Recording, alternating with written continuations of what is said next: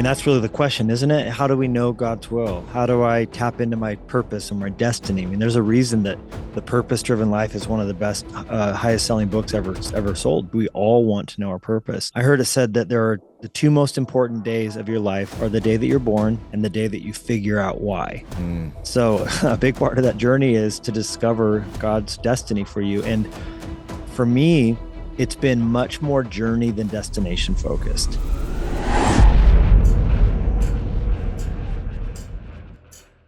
What is up, everyone? Welcome back to another episode of the MTNTOUGH Podcast. I am Dustin Defender, host and CEO, and I'm so glad that you are here. We absolutely love seeing the show grow and grow, and you guys come back week after week for these episodes, and it is our goal each and every episode to bring you an inspiring guest that digs into that mindset, that mental toughness, that mental fitness, and gives you tools in that toolbox so that you can stay dangerous, live always ready, and live an abundant life. If you are new to the show, I do want to make sure that you know, as a MTNTOUGH Podcast listener, you do get an exclusive code that gets you 6 weeks in the MTNTOUGH app for free. So it's a great way to start with MTNTOUGH if you're not a subscriber already. The code is MTNPOD, MTNPOD, all caps, all one word. Just go to MTNTOUGH.com, click start free trial, and use that code MTNPOD. That's 6 weeks of free training on MTNTOUGH Plus. So that's going to be all your physical training, mental toughness training, yoga, daily prayer, minimal gear, full gear. It is all in there. Shifting over to today's guest on the show today, we have Levi Lusko. Many of you have read his books. He is a best-selling author of Through the Eyes of a Lion. We're going to talk about mindset today. We're going to talk about mental toughness today. And then we are going to get into the dynamics of going through kind of that midlife crisis decade. So he has a new book out called Blessed Are the Spiraling, and it's all about navigating through his panic attacks that he was experiencing when he hit that 40-year-old mark, some of that midlife crisis, and trying to figure out who he was and what his identity is.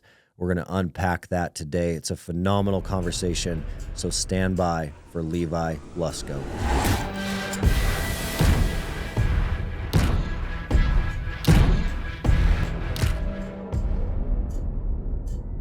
Well, it's awesome, and you're in Montana, man. I've been wanting to chat with you forever, and always having a Montana guest on is super special.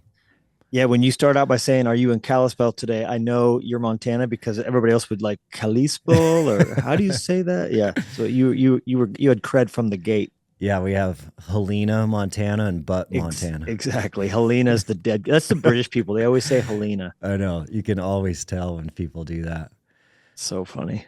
So you guys are coming out of winter. Still have some good snow up there. Yeah, supposedly. I think the groundhog must have seen his shadow because we have been getting dumped on. The winter here was interesting in Montana. It came late. December was mild. And then that cold snap in February in Bozeman, it was like negative 27 for a few days. Yeah, then we had like fall summer because it got up to like 60 something and all the roads cleared out. Everybody was out sunbathing, and then it dumped again. So who knows what to do with it. And your story of how you arrived in Montana is pretty awesome. It wasn't something that you guys were planning your whole life to be in the middle of Montana, but God straight up called you for that, didn't he? Yeah, it was unique. I love the mountains. I was born in Colorado, raised in New Mexico, so I'm very comfortable in the Rockies, like ski towns, all that. But we were very comfortable. We were a part of a church in California, and life was good there. I was learning how to surf and figuring that out, and then having to drive up to Mammoth to get my ski fix, but because I'm not going to do Big Bear. Big Bear is the little local mountain, like 3-hour lines. I'm not doing that. Mammoth is massive and good snow, but we were redirected. That's the only real way to put it. God just put Montana in our heart, and it didn't make a lot of sense because Montana's not the largest populated state. It's one of the biggest in size, but not in humans. And if you're going to start a church or a ministry, having some people is usually helpful. And the statistic at the time was like, hey, there's more cows than people in Montana, Hmm.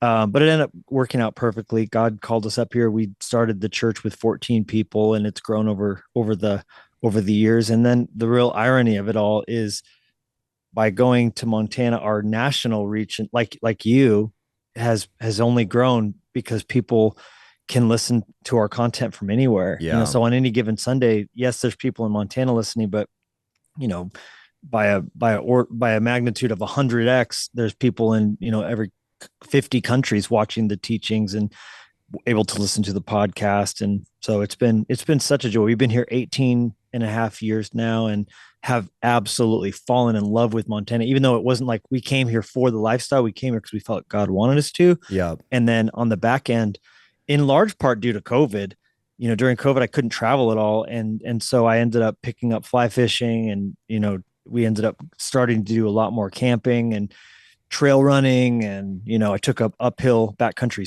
snowboarding. And so, yeah, now it's like, yeah, as it turns out, this is a very cool place. Yeah. Montana is incredible. And it is incredible to see how your Montana presence, your multi-campus presence in Montana, and your audio platforms, just how many lives you're impacting now is unreal.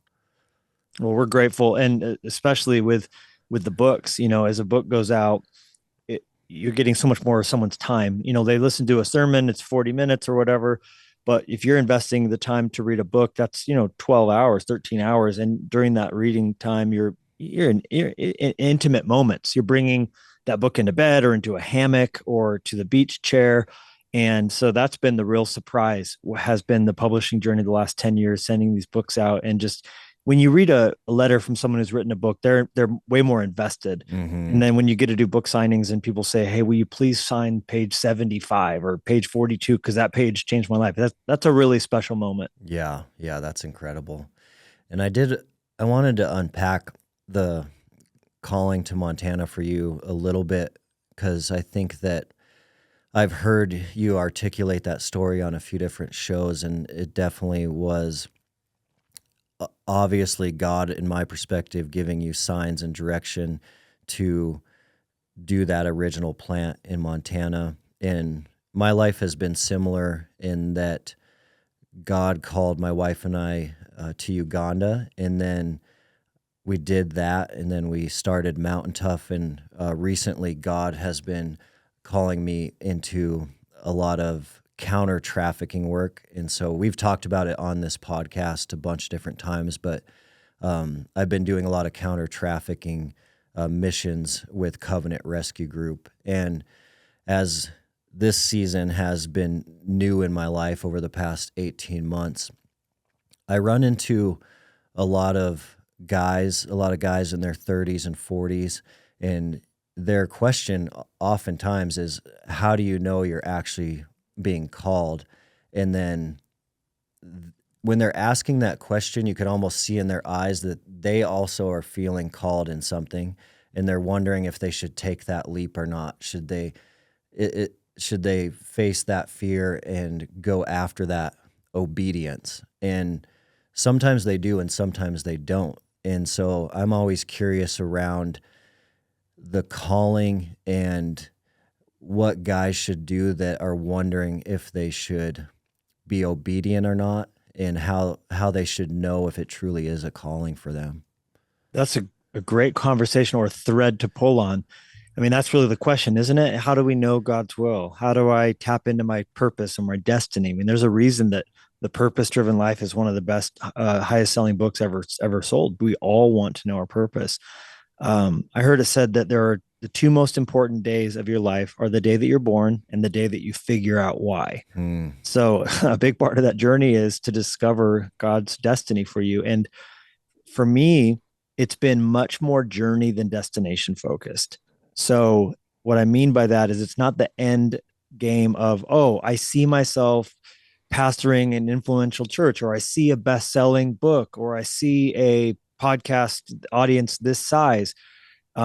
or this many dollars coming in, going out to nonprofit work, or so that's end game. And those things are all good.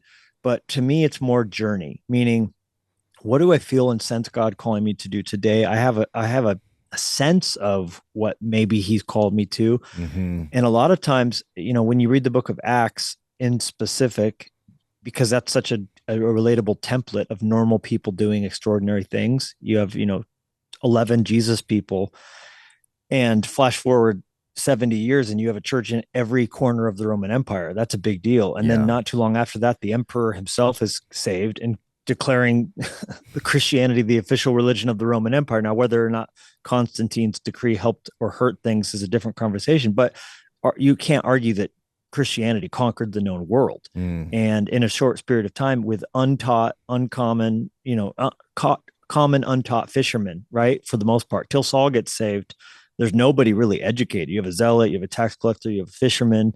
And what they did have was the Holy Spirit. And what they did have was conviction that Jesus was alive, and they were supposed to tell people about it. And I don't see in the book of Acts a great deal of certainty about what and where. I see a lot of just, hey, we're going to try this. We're going to step out in faith. We're going to, I don't know, let's go to, hey, this revival broke out in Samaria. Let's go check it out. Okay, now this guy's, and they're just kind of going around. Even Paul would try and go to Asia. It wouldn't work. He'd go to Europe, meet a person he didn't even count on meeting. So if you would have interrupted any of them in the midst of it and said, are you certain you're in God's will? I think they would have been like, I think so. We're supposed to preach. We know that. How, where, when, I don't know. Let's just see what God does. And I think for me, that's been very relieving of the pressure. So when I first had the hunch, let's call it that even though I was, teaching thousands of people the Bible in California and opportunities were beginning to present themselves, when I started to sense in 2006, a hunch I was supposed to go to Montana, it came like when you get a splinter in your finger and you can't get it out. That's how I felt about this Montana dream. It wasn't like, oh, I'm going to go, Kevin Costner wasn't doing his thing yet. So there wasn't the big sexy Montana thing. Yeah. It was very off the beaten path. We just had Twitter. We didn't really have, there wasn't Instagram or an iPhone yet. So there was no, you didn't get the same level of understanding of the lifestyle yet in Maine culture. And I just felt like I was supposed to, I didn't know. And finally what I decided was, let's just try. If it doesn't work, we can always come back to California. What's the big deal? And I think that took a lot of the pressure off. So we just tried. We moved up here. We said, let's give it 5 years. I'm not going to turn tail and run in 15 months, but after 5 years, we'll have a good indication of whether or not this is on to something or not. And after the 5 years, we were seeing enough to go, God's in this. And so to the person going, I feel like I'm supposed to try, I would say, if you have, people around you who are encouraging you in the sense of they see this is in you, the people who know you best should be going, yes, this is a good thing. Like that was how it was for us. The best voices in our lives were championing the idea, even though it seemed crazy. Yeah. And then we just said, let's just give it a rip. And I think that's kind of what I would say to someone, you kind of hone in with good advice and your gut. And then what's the worst that can happen? You try and fail. Well, then you're going to learn and try something else. One of the keys to maximizing your workout is to make sure that you're eating clean and putting the right fuel in your body. Mountain Tough has preached this since the beginning. You're also seeing a shift right now nationally where we're calling out hidden additives, hidden substances in our food. As a hunter, when you process your own meat, you control everything. No additives, no shortcuts, no compromises. Just clean fuel built for peak performance. My family has been processing our own wild game for years using field-tested, hardcore processing equipment from the team over at Meat. Meat offers world-class grinders, stuffers, slicers, everything you need to turn your wild game into clean, high-octane fuel. No gimmicks, just high-quality tools that get the job done, and they're backed by a limited lifetime warranty. Take control of your life. Take control of your health. Click the link in the podcast description below to claim your special offer from Meat and start fueling the right way today.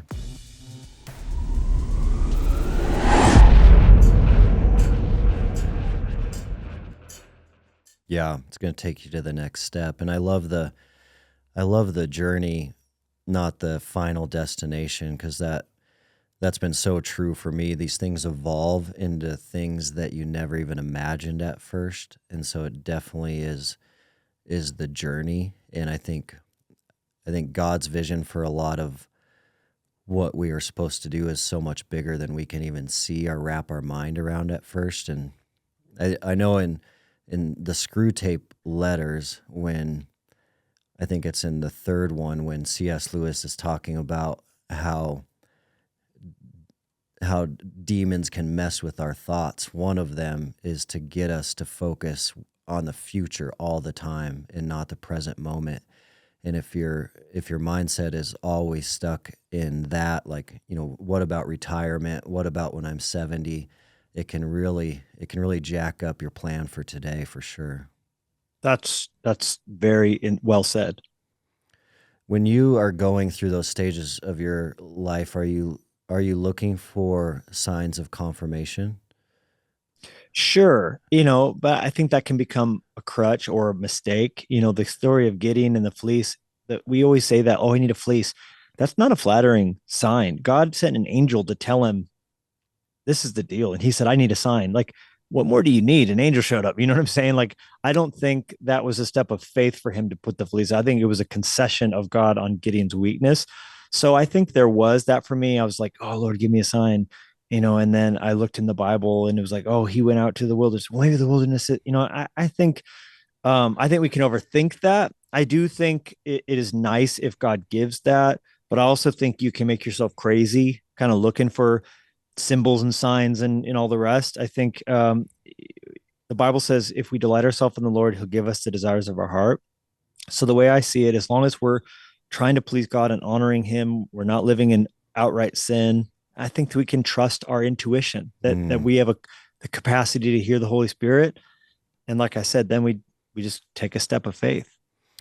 And do you think that we can miss our calling if we're disobedient to that intuition? Sure. I mean, I do think God has opportunities he gives us that have a time-based expiration date. I mean, Mordecai said to Esther, if you don't step out and do this, help will arise from another place. So, in a sense, then yes, the opportunity of a lifetime is only good for the lifetime of the opportunity. But in another sense, I don't think we should make it so like restrictive and harsh that like God's counting on us to get it. I think he knows we're his sheep, we're the Mm. people of his pasture. And I think as long as we're delighting ourselves in him, I think we can trust that we're gonna, if as long as we're willing to take those steps when they come, like we're gonna see him and spot him and miss. And yeah, I mean, if we miss out on doing it, then maybe God will give that a deed to someone else. But I also don't I wouldn't want to put that big pressure like you this is all on you. Yeah. Yeah, that performance-based mindset can sneak up on us for sure. And I know that you've been preaching and kind of traveling all over the country, so I did want to shift gears a little bit and ask you about your thoughts on kind of the state of Americans right now. I feel like we went kind of through a season of maybe some cultural decline, maybe some, spiritual decline. And now it feels like there's a sense of urgency. A sense of urgency seems to kind of be in the air right now. What are you kind of picking up on as the state of kind of American families right now? Well, I'm optimistic. I mean, I'm definitely seeing young people like young Samuel hearing God's voice. Like I just am seeing, just this last week, got to speak with thousands of teenagers in just the worship culture. We started the new year with 45,000 college students. There really does seem to be a hungering and an awakening of the Mm-hmm. glory of God and the call of God in specifically young people. College campuses, it's like the Bible says, out of the mouth of babes, he's going to perfect praise. And that's got me so excited. I know that God's doing great works in all the earth, in the global south specifically, but man, I don't think God's done with America. I think he's got revival that he wants to bring, and I'm here for it. Yeah. Yeah, I agree. It's amazing how many people seem to be getting saved right now. There definitely seems to be a lot of an awakening with like the warrior spirit of men. There's a lot of amazing things happening right now. You can see it, you can feel it. It's cool. Without a doubt. Well, I did want to try to peel the onion back a little bit on your mindset and kind of understand what you think about mindset, mental toughness, how you tackle those topics. I I'm excited to kind of hear your thoughts on this because I know you've been transparent, you've been open, you've been vocal about the story of losing your daughter and losing her at a young age, and the way that you navigated that, the way that you articulate the navigation of that is so powerful, so powerful. For anyone with kids, anyone with young kids, it's a really amazing testimony. But I was hoping you could share that with our audience and share kind of the journey of navigating through that from a mindset perspective. Sure. Um, my wife and I have 5 kids, four that we still have here, one who's waiting for us in heaven. She was 5 years old when she went to be with Jesus, a kindergartner. Her name is Linya.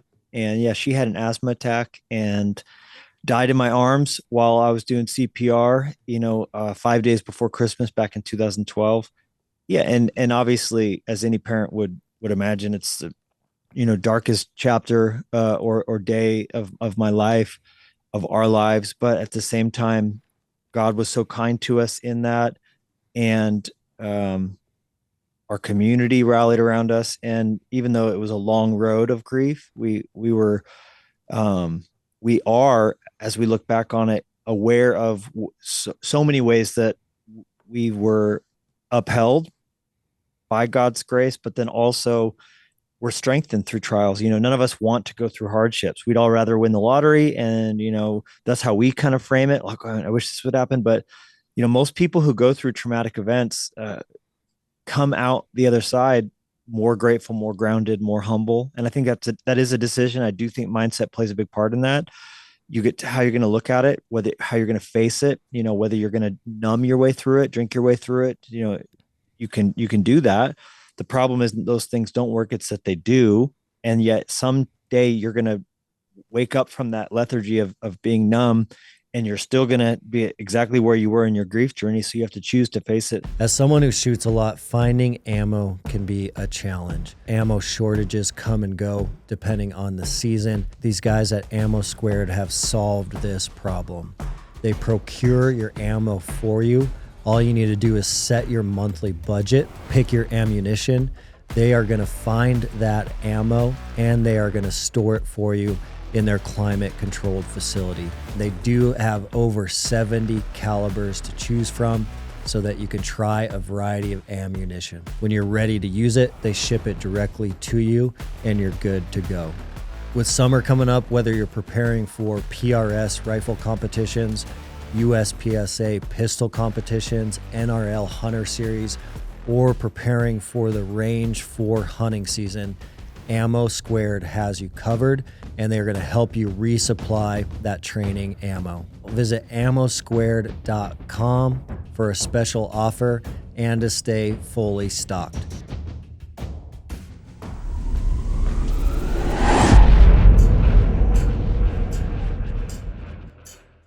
So the way we faced our grief was, we described it as running toward the roar, of choosing to embrace it, of facing it dead on. If it kills us, it kills us, but we're going to face it and not live in fear.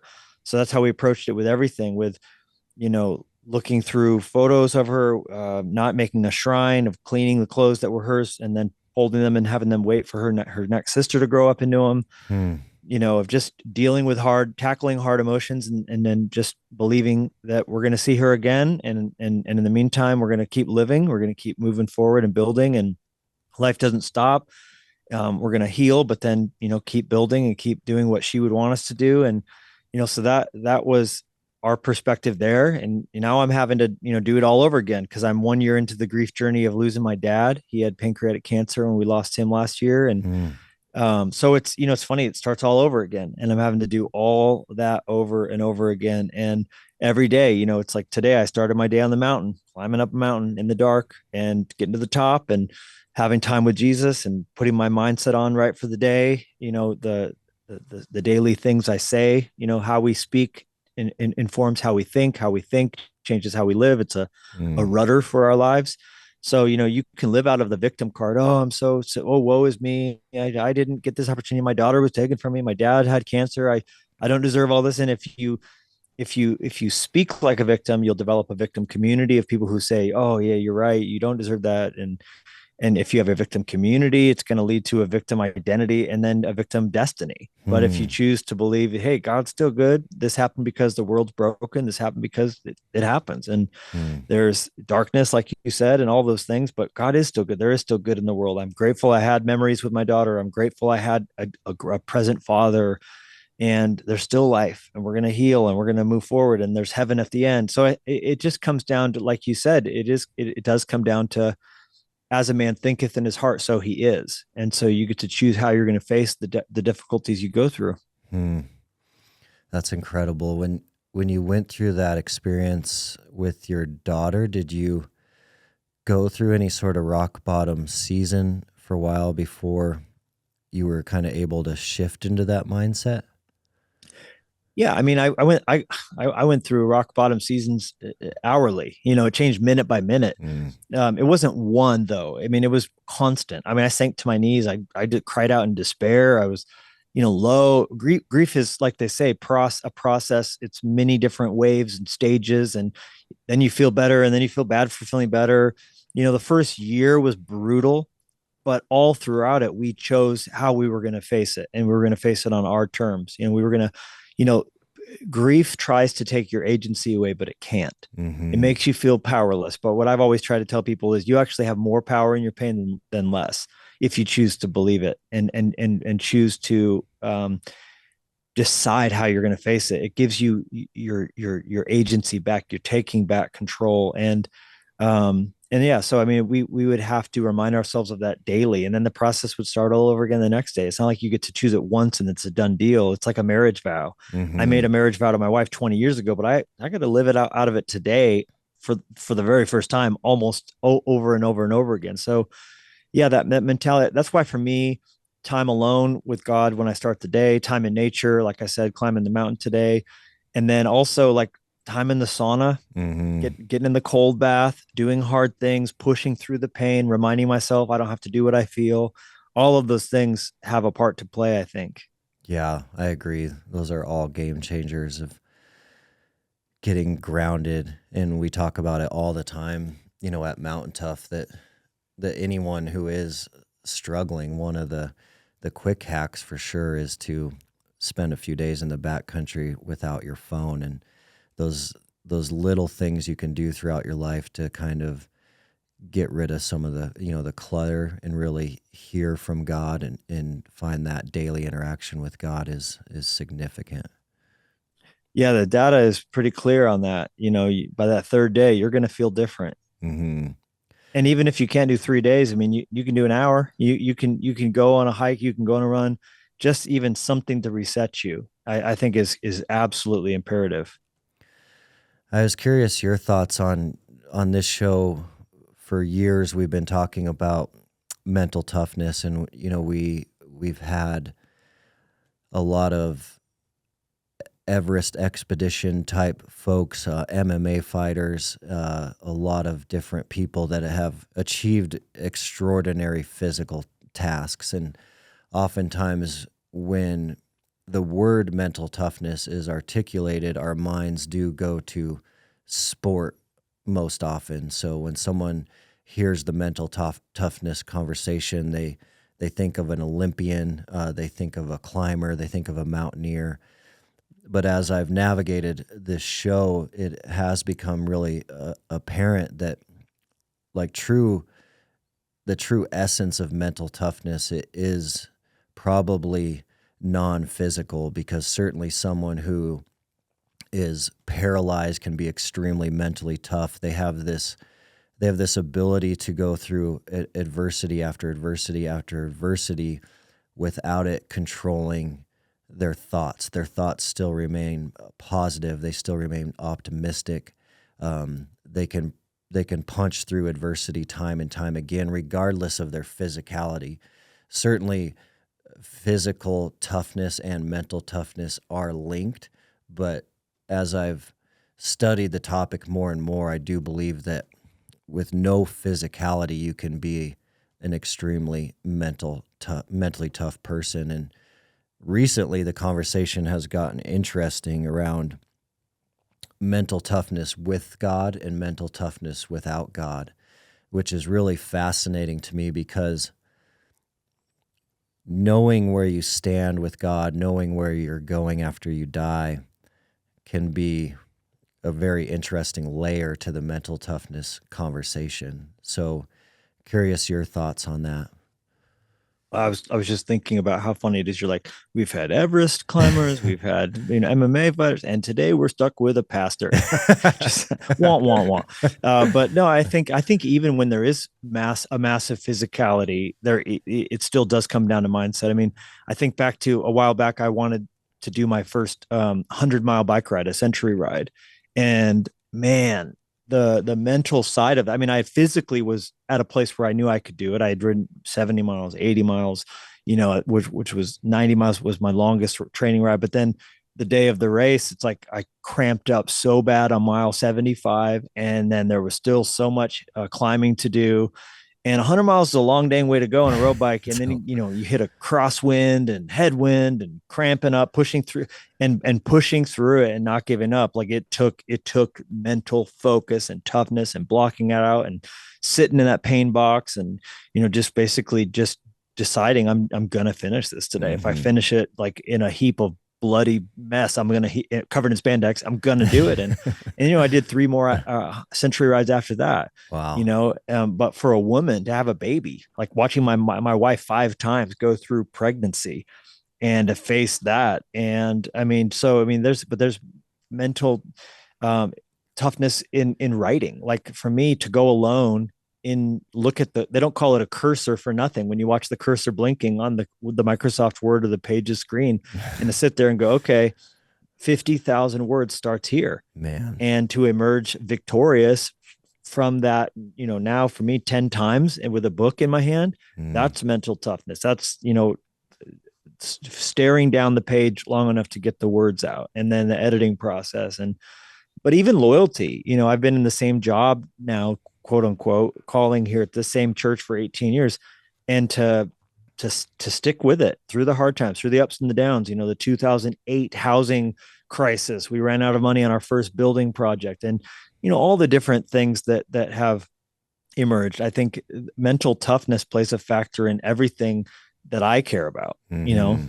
A marriage of 2 decades, or any endeavor, as well as all the things you're talking about, getting to the other side in a tough hike, yeah, that or backcountry expedition or whatever. But yeah, I think it's incredible to think about how much the Bible places an emphasis on the thoughts we think, even in Colossians where it says, set your mind on things above. Yeah. And I think it is going to change how you live when I'm going to live forever because of what Jesus did in the resurrection. And that changes your mindset, because then it's less about acquiring and status and what you get. Because if all you have is this life, then the Epicurean mentality of eat, drink, be merry, tomorrow we die kind of makes sense. But if you have forever to look forward to, that gives you a settled confidence. Then, hey, I'm going to enjoy life. I'm going to do the best I can to help and love and serve people and create. But I don't have the frenzied hopelessness and despair of when I die, it's just end scene. That's it, I've used a ton of Bluetooth speakers over the years, and they all have never quite had enough output for me to really have an awesome home gym workout on a Bluetooth speaker.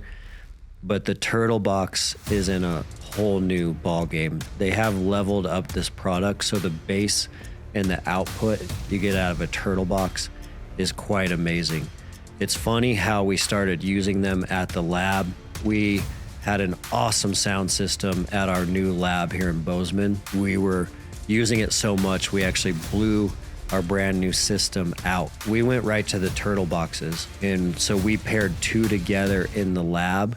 And that was a lot of output for the Mountain Tough team and all of our testing to have phenomenal sound in our gym for a great workout with great music. We know there's a ton of Mountain Toughers training in their basements, in their garages, and I know a lot of you are looking for great sound to play some music in the background to your MGDs. This is a great product for you to check out. Turtle Box is at a whole new level. The bass and the volume you can get out of that box. It's a sweet product. You guys can check them out at turtleboxaudio.com. Use promo code TOUGH for a free Turtlebox hat with the purchase of a Gen 2 speaker. The hat must be added to your cart before entering the promo code TOUGH, TOUGH.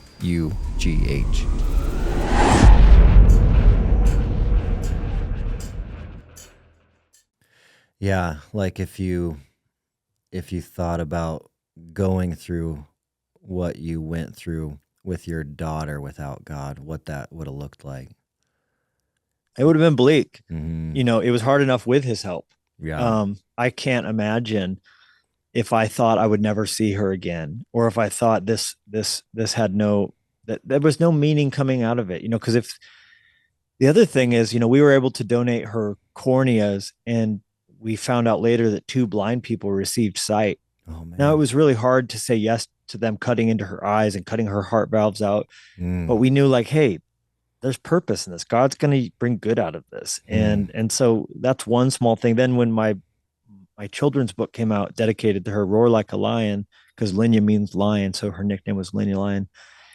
We raised $100,000 in one day from social media followers, and we were able to fund cornea transplants in India for little kids who needed them. And so, like, those are little ways that good has come out. And every time a person who's gone through a hard loss of a child or loss of a marriage or chemotherapy or any awful thing, and that were encouraged by my book, that gives me a lift, and I see meaning in it. But without God, without hope, without purpose, if we're all just random chance and just the molecules bumping into each other, and there's no, you know, real order or meaning or symphony or poetry to it all, then you don't have a sense of meaning. It's all just kind of sort of accidental. And so I do think, I'm certainly not saying you can't live beautifully, vibrantly, or have mental toughness without God, but it all means so much more with hope. Mm-hmm. Yeah, we were out this weekend in Montana, and my girls participated in a state gymnastics meet. So my dad came up for that out of Billings, and he was up here in the Bozeman area. And after state, we went to a friend's house out in the country for dinner. And out in the country, there's this little tiny church. It's Dry Creek Church. And Dry Creek Church has a cemetery in it with like a dozen or so tombstones. And as we're driving out there to go to the barbecue, my dad says, "Hey, this is where your great grandmother and grandfather are buried." And I had no idea. I never knew that. I'd never visited those tombstones.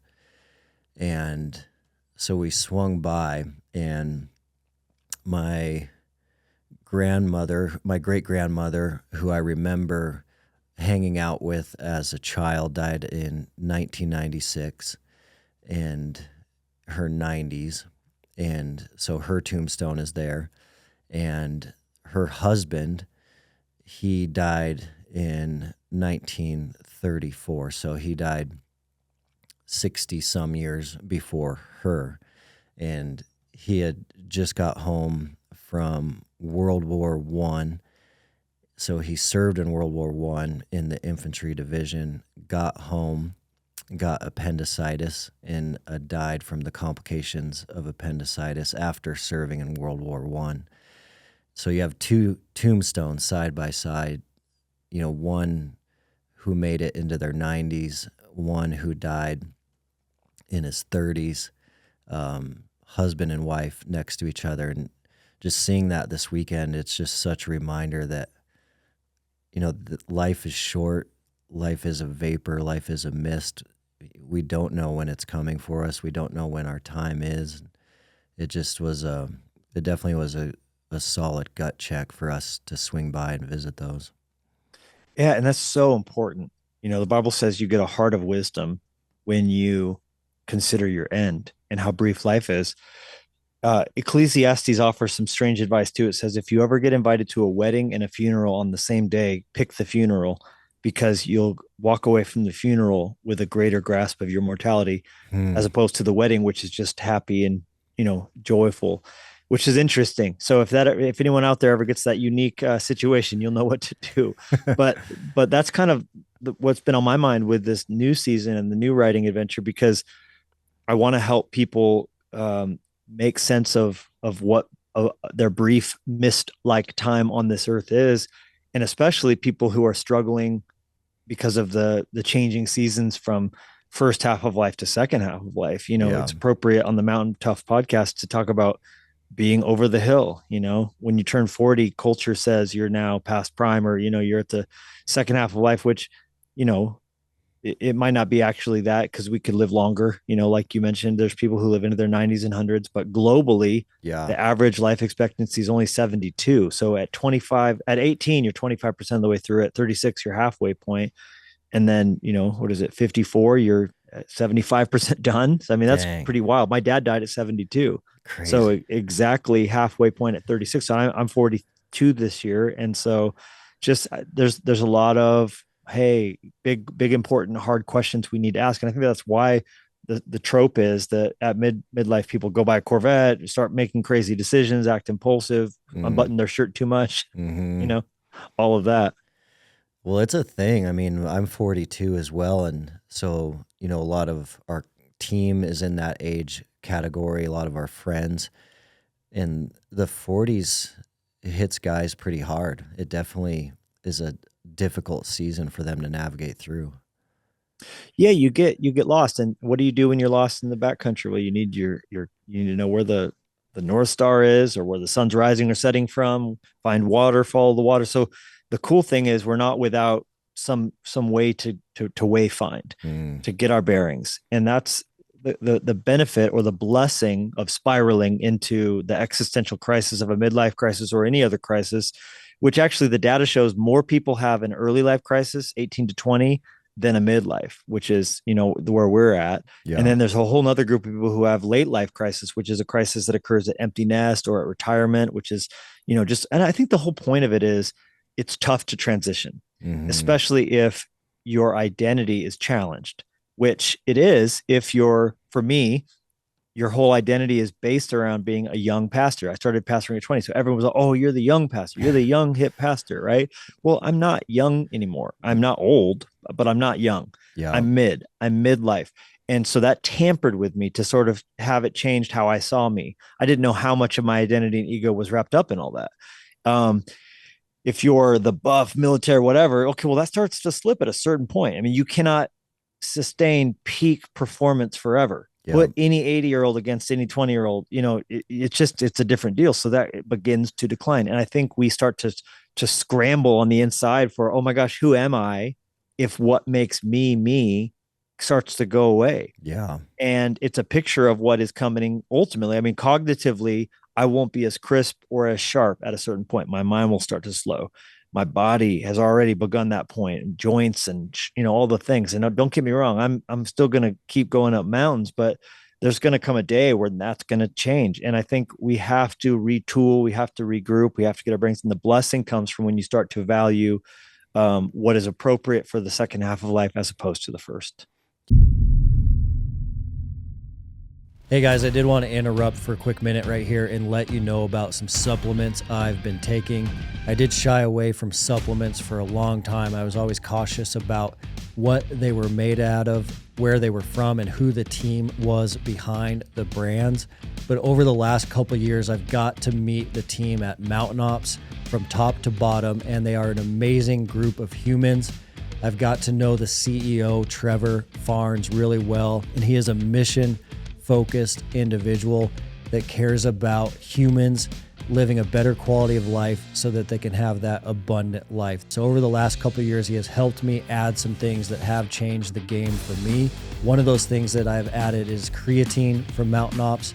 It helps me maintain some muscle mass, but also it's a big player in cognitive function, one of the most researched supplements out there. Also, I've added reds, greens, and protein, all from Mountain Ops. What I found as a busy professional, always on the run, I do eat a whole foods diet for breakfast, lunch, and dinner, but on the go, it's hard to get enough vegetables, fruits, and protein. So I've added that from Mountain Ops, and it has significantly changed the game. I can feel it in my performance. I haven't got sick for a long time, and I can certainly feel it in my mental clarity as well. The last thing I've added is the Mountain Tough Hydrate product for the backcountry, for hunting season. When I'm in the hills, I do run short on those electrolytes. We even have a Mountain Tough flavor, the Mountain Tough Lemon Lime Hydrate, and that is a game changer for hydration in the backcountry. So I keep it really simple. That is all I've added to my protocol, and it has certainly helped me, and I certainly believe in the team and the culture behind Mountain Ops. They have started an initiative that's been around for a while called Conquer Hunger. Conquer Hunger is giving meals to hungry kids that aren't getting enough food, and they've given out over 6 million meals plus to kids through their Conquer Hunger initiative. So every order that happens at Mountain Ops, a percentage of that order goes to Conquer Hunger. So certainly an incredible company, an incredible culture. As a listener to the show, you do get an exclusive offer to Mountain Ops, so make sure you check that out.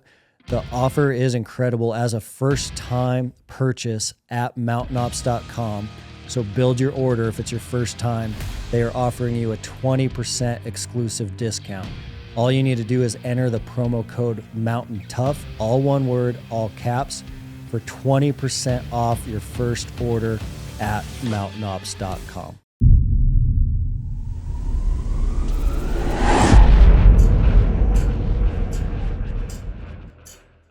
Yeah, it's so powerful. Identity stuff is so powerful and hits guys hard. You know, we see it a lot. We see it a lot with our military friends of ours. That massive identity shift can be really difficult. Yeah, it's disequilibrating. You start to feel like the ground's unsteady. Mm-hmm. You know, I sympathize for those who serve and coming out of the order and the rigidity and the sense of, you know, protocol and what you need to do and what, you know, kind of gives you a sense of who you are. And then it's like, okay, life back home without, you know, all that. But it can be the same thing if you work a career in the corporate world, in the sense of like, you know, you kind of look to the rush of closing a deal, then it's something that goes away. And partially, I think you end up seeing guys like they start doing triathlons. They need something.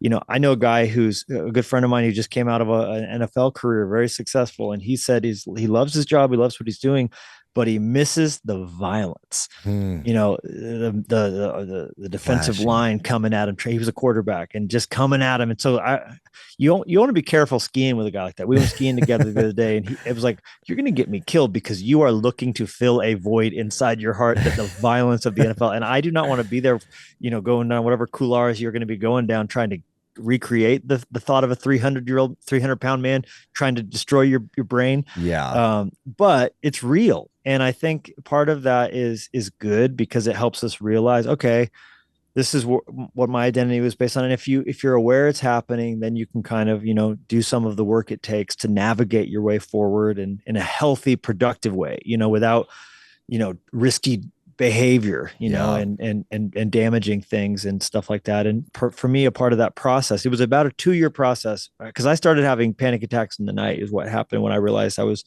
kind of in crisis. In your 40s? 38. Okay. I was 38. So this is 4 years ago now.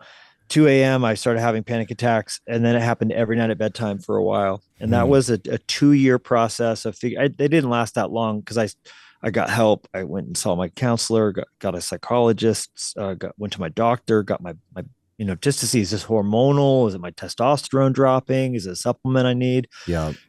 I had to make some changes. You know, I had to get off pre-workout. That was part of the problem. I was taking like basically roughly two pots of coffee in my pre-workout. I'm pretty good at that too. Yeah. And that alone, it literally, if you look at the bottle of it, it said may induce anxiety. It's like, well, so part of it was I was complicit in my own suffering because I was having my own pot of coffee. And then it's so hard to quit pre-workouts though. But I went cold turkey off it because I don't know if you've ever had a panic attack, but I was like, no, thank you. I don't want to return to this territory. Yeah. And they all have crazy names too. It's like Jacked 3D. You just know it's not good for you. Yeah, the C4 Extreme or Mr. Hyde. Mr. Hyde was the one I think that I was on at that point. Yeah, it's like Gain Apocalypse and stuff.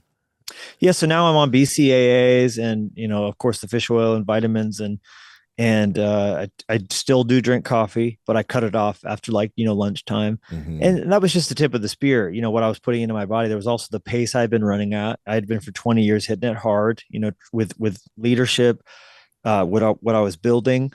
And then also the level of travel I was doing. I traveled to South Africa twice for the weekend in that period, and multiple trips to Australia and Europe and Asia. And then I would come back and hit it hard and not rest coming back. I would come straight from India, land, hit the ground running straight into a next thing. And then, all the writing happening, and your body can only handle so much of that before you start to feel the miles. And then there was simultaneously, I'll give the third thing. It was some unprocessed trauma from my childhood that I had never really dealt with. It was just kind of shoved down, with the spiritual veneer of it's all good. And that those things, it's like Mentos and Diet Coke after a certain point. Yeah. Yeah. The enemy uses that like bitterness, resentment that's buried down in there. He can use that in a lot of negative ways. That's so analogous to kind of my journey. Was really similar to definitely feeling some panic attack type symptoms, probably around 40 and a half, 41 for me. Definitely was connected to pushing the pace really, really hard without ever taking any rest. I found to where I didn't know how to rest. I couldn't rest. Even finding a situation where I could put my mind at rest was hard. And, the symptoms just start stacking. The stress for a lot of people, for me, it does cause your testosterone to come down just from the stress. And then because that's down, you feel worse. And because you feel sluggish, then you start questioning like your midlife more just because you don't feel good. And it just is this negative, vicious snowball. Mountain Tough is the fitness app trusted by the dedicated. Mountain Tough ethos is backed by, we've always wanted to be the best in the world at helping our customers become more mentally tough. So inside the Mountain Tough app, you're not only going to find all of our physical training programs, but you're going to find additional training as well so that you can stay sharp physically, mentally, spiritually, and nutritionally. The Mountain Tough app also allows you to train no matter where you are, anytime, anywhere. Additionally, the Mountain Tough app is going to have programs from beginners all the way up to elite athletes. And all of our programming is structured in a way that you can start with no gear at body weight, and you can go all the way up to programming that is full gear. So you can do that in a robust home gym or your local gym. There's no excuse for you not to start today. With Mountain Tough, you can conquer your goals with the ideal program for your lifestyle and schedule. Train with equipment or just your body weight on your phone, tablet, TV, or web browser. Most importantly, Mountain Tough will help you train your mindset so you are always ready for anything life throws your way. Mountain Tough is offering the Mountain Tough Podcast listeners an incredible offer. 6 weeks free on the Mountain Tough app. All you need to do is use the code MTNPOD to redeem your 6 weeks of training. That'll be a 14-day free trial plus a whole additional 4 weeks of training. Just go to mountaintough.com and enter code MTNPOD for your 6 weeks free on the best-in-class physical and mental training app.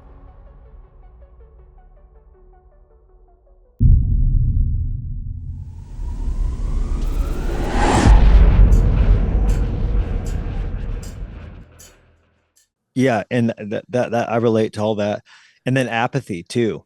I started having actually I'd never really had any problem with vision and Mm, drive, yep. but I had a great apathy. There was a period where I had to really throttle back, and I'm really grateful now to be able to talk about all these things. Not like past tense, it's done.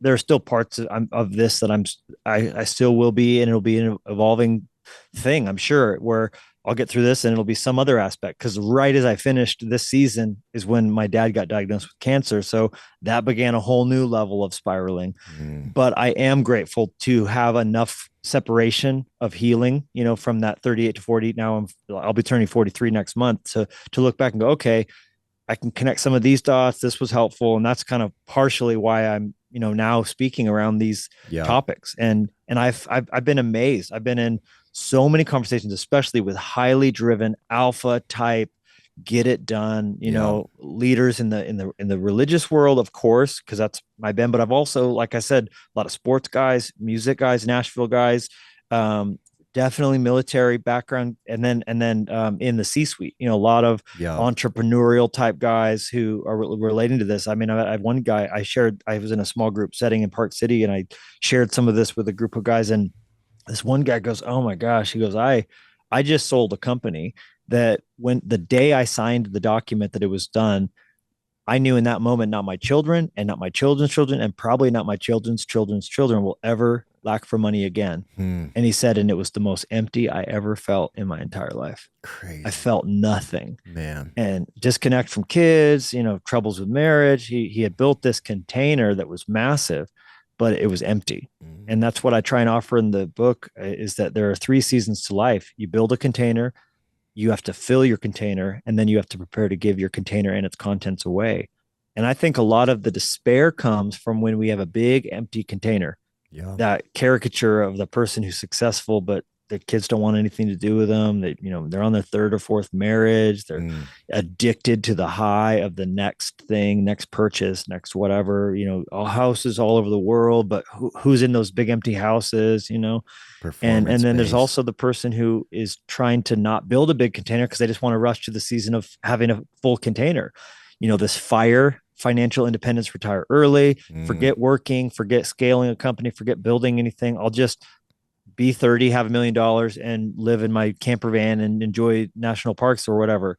And it's like, well, are you really, if your destiny from God was to build something and build a big container, like you're just trying to rush to the middle life and stay there as long as possible. mm, Where would we be without the Steve Jobs or the titans of industry, the Henry Fords and the Walt Disneys? Like, if it's within you to create the next Mountain Tough or whatever that is, don't don't don't turn that down. Do it. Build a big container, but then fill the big container with precious things, people, you know, God's call, generosity, charity, all those benevolent things that are going to do good with your company. yep. And then lastly, be ready to give it all away. I mean, 72% of Americans don't have an up-to-date will. Mm, So end of life is going to come in and you're not going to be ready for it. There's not going to be a plan in place of what's going to happen to your possessions, but also how you can prioritize your legacy in your estate. so is this new book out now, or are you finishing it up right now? When is this podcast going to be heard? This will be in April. So the book releases April 1st. Perfect. That's Yeah. awesome. And what's the title of it? Oh, it's, excuse me, Blessed Are the Spiraling, How the Chaotic Search for Significance Can Lead to Joy Through Life's Shifting Seasons. It's basically lessons from my midlife crisis Man, is the book. I love it so much because, I mean, everything you just went through is so around us all the time. I mean, everyone that we're working with, myself, all of our friends, coworkers, kind of in this season of life, kind of this like stress bubble season, are going through everything you just articulated. It's incredibly helpful. Yeah, I mean, thank you. I'm passionate about it because it's helped me, and I've been so surprised by how many people have connected with it, and that I'm not the only one. Mm, And weirdly, young people, like I gave this message to a big arena full of college students on the blessed art of the spiraling, how to get ready for transition and midlife and end of life. And it's like all these 18-year-olds were and 20-year-olds were saying like, oh man, this is exactly where I'm at. And I'm like, that's wild. But it makes sense too, because when you Yeah. leave college, if you're done with your sports or you're done with like in college, you have this little life that's like, oh, my dorms and the food and the whatever. Then now you're in the workforce. That's transition. That's Yeah. spiraling. That's disequilibrating. But so I think all of us can do a service if we analyze the season we're in and the season that's coming, and how do we enjoy the present season while also simultaneously preparing for the next one. I love it. Well, Levi, I do know you're out of time. And in closing, I was hoping you could pray for us, pray for the Mountain Tough community, pray for the Mountain Tough listeners. Many, many, many that I know are going through everything you just shared. But if you could close in a prayer for us, that'd be amazing. I'd be honored. Father, I thank you so much that you say in your word that there's glory to young men and young women, and it's their strength. And there's a glory to old age, and it's the silver head of wisdom. And even though culture tells us we got to get the Botox and dye the gray out of our beards and all the rest, thank you that you are not ashamed of us when we're old, that you have a plan for it, that you have a plan for what happens when we're in our prime. And you have a plan for us, God, when we're over the hill. And so we don't have to be terrified of getting to the top of that mountain, because now we get to come down the mountain and help another one. And you have this new mountain for us called significance, as opposed to just success.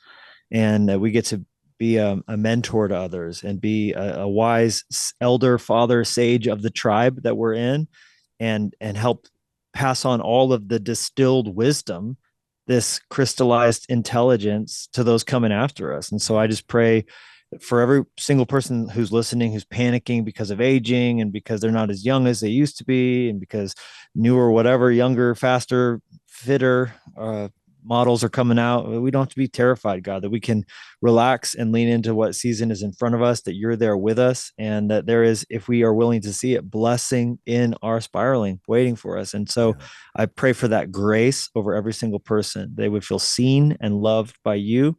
And if they feel like they're just having a tough time right now, God, that they would use this time where their attention is raised to focus on how to best prepare for what's in front of them. And I thank you that you're with them. And I thank you for this in Jesus' name.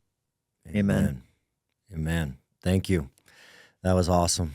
Appreciate you, man. Appreciate you jumping on the show. Appreciate everything you're doing. Bro, I'm pumped. I'm excited to download the app and check it out.